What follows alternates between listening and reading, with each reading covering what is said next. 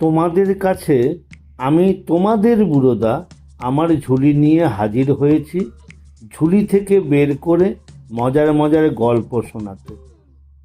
তাহলে আমি ঝুলি খুলছি খুলছি, দেখি আজ তোমাদের জন্য কোন গল্প ঝুলি থেকে বেরোয়। সুকুমার রচনা সমগ্র থেকে আজ যে গল্পটি তোমাদের শোনাবো সেটি হলো ভোলানাথের সর্দারি। কণ্ঠে আমি সুমঙ্গল সিংহ, ওরফে তোমাদের বুড়োদা। ভোলানাথের সর্দারি। সকল বিষয়েই সর্দারি করিতে যাওয়া ভোলানাথের ভারী একটা বদ অভ্যাস। যেখানে তাহার কিছু বলিবার দরকার নাই সেখানে সে বিজ্ঞের মতো উপদেশ দিতে যায়। যে কাজের সে কিছুমাত্র বোঝে না সে কাজেও সে চটপট হাত লাগাইতে ছাড়ে না। এই জন্য গুরুজনেরা তাহাকে বলেন জ্যাঠা, আর সমবয়সীরা বলে ফরফরিরাম। কিন্তু তাহাতে তাহার কোনো দুঃখ নাই, বিশেষ লজ্জাও নাই। সেদিন তাহার 3 ক্লাস উপরের বড় বড় ছেলেরা যখন নিজেদের পড়াশোনা লইয়া আলোচনা করিতেছিল, তখন ভোলানাথ মুরব্বীর মতো গম্ভীর হইয়া বলিল, ওয়েবস্টারের ডিকশনারি সবচাইতে ভালো। আমার বড়দা যে 2 ভলিউম ওয়েবস্টারের ডিকশনারি কিনেছেন, তার একখানা বই এতখানি বড়, আর এমনি মোটা, আর লাল চামড়া দিয়ে বাঁধানো। উঁচু ক্লাসের একজন ছাত্র আচ্ছা করিয়া তাহার কান মলিয়া বলিল, কিরকম লাগে তোমার এই কানের মতো? তবু ভোলানাথ এমন বেহায়া, সে তারপর দিনই সেই তাহাদেরই কাছে ফুটবল সম্বন্ধে কি যেন মতামত দিতে গিয়া এক চড় খাইয়া আসিল। বিশুদের একটা ইঁদুর ধরিবার কল ছিল। ভোলানাথ হঠাৎ একদিন, এটা কিসের কল ভাই?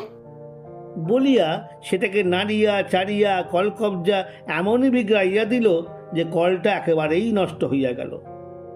বিশু বলিল, না জেনে শুনে কেন টানাটানি করতে গেলি? ভোলানাথ কিছুমাত্র অপ্রস্তুত না হইয়া বলিল, আমার দোষ হলো বুঝি? দেখ তো হাতলটা কিরকম বিচ্ছিরি বানিয়েছে, ওটা আরো অনেক মজবুত করা উচিত ছিল। কলওয়ালা ভয়ানক ঠকিয়েছে। ভোলানাথ পড়াশোনায় যে খুব ভালো ছিল তাহা নয়, কিন্তু মাস্টার মহাশয় যখন কঠিন কঠিন প্রশ্ন জিজ্ঞাসা করিতেন তখন সে জানুক আর না জানুক তাড়াতাড়ি সকলের আগে জবাব দিবার জন্য ব্যস্ত হইয়া উঠিত। জবাবটা অনেক সময় বোকার মতো হইত।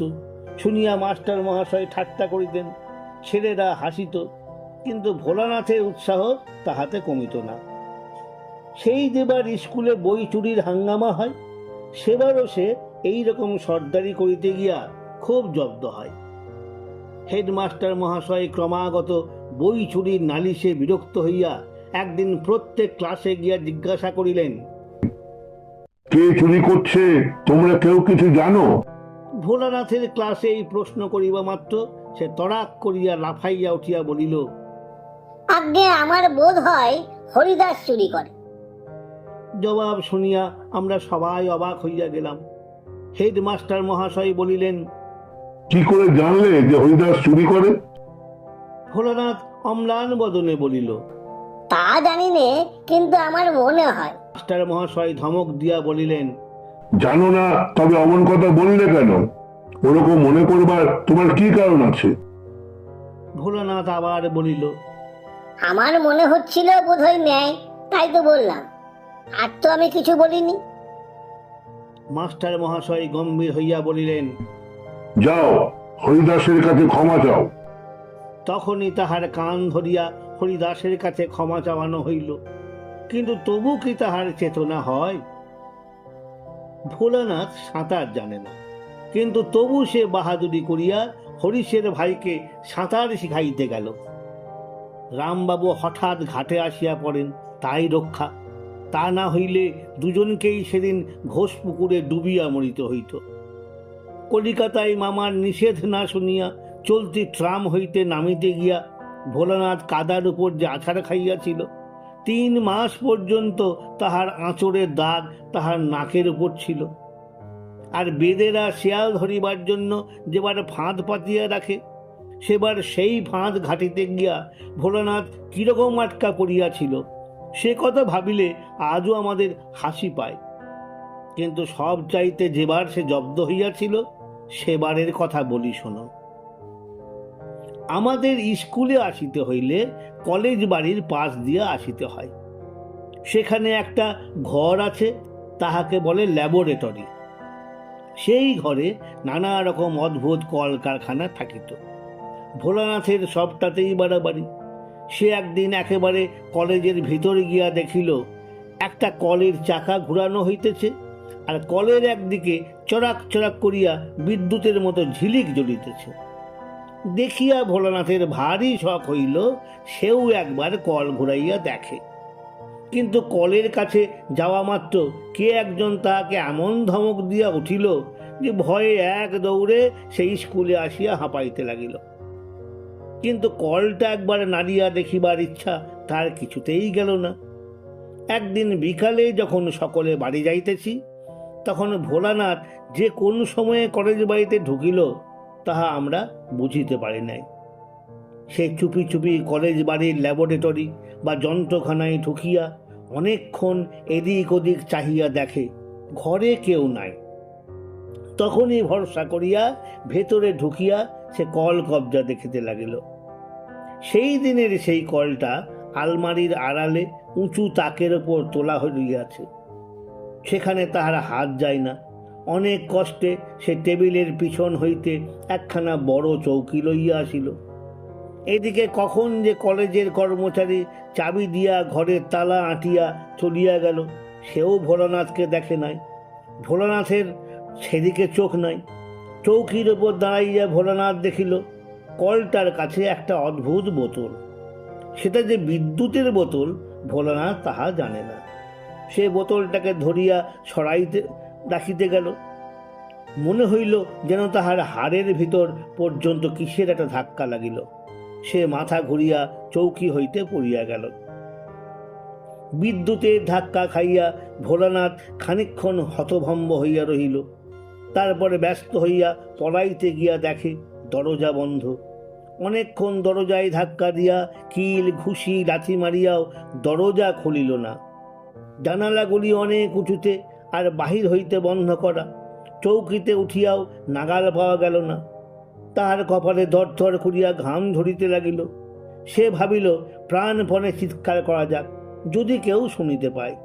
কিন্তু তাহার গলার স্বর এমন বিকৃত শোনাইল আর মস্ত ঘরটাতে এমন অদ্ভুত প্রতিধ্বনি হইতে লাগিল যে নিজের আওয়াজে সে নিজেই ভয় পাইয়া গেল। ওদিকে প্রায় সন্ধ্যা হইয়া আসিয়াছে।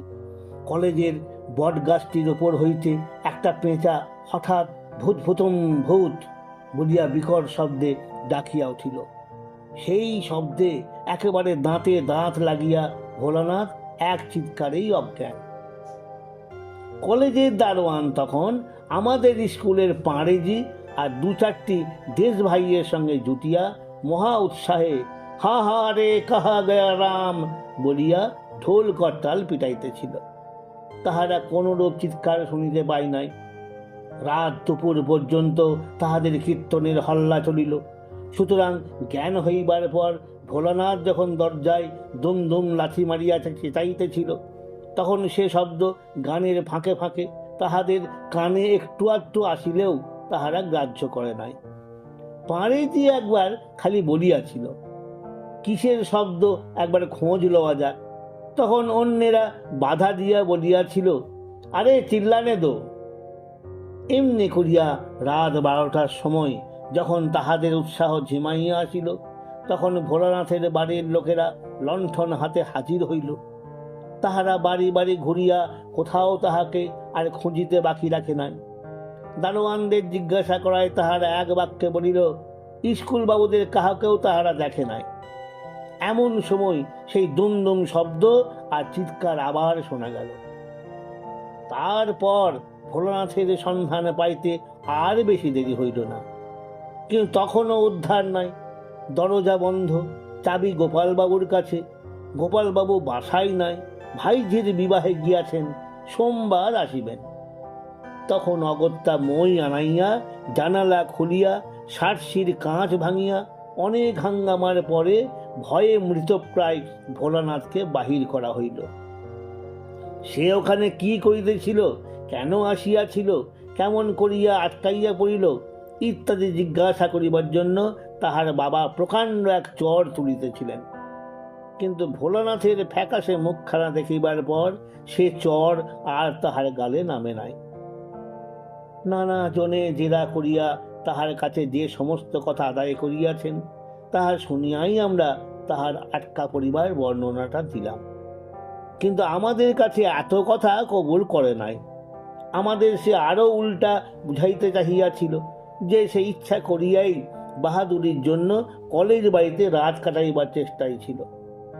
যখন সে দেখিল যে তাহার সে কথা কেহ বিশ্বাস করে না, বরং আসল কথাটা ক্রমেই ফাঁস হইয়া পড়িতেছে, তখন সে এমন মুশরাইয়া গেল যে অন্তত মাস তিনেকের জন্য তাহার সর্দারের অভ্যাসটা বেশ একটু দমিয়া পড়িয়াছিল।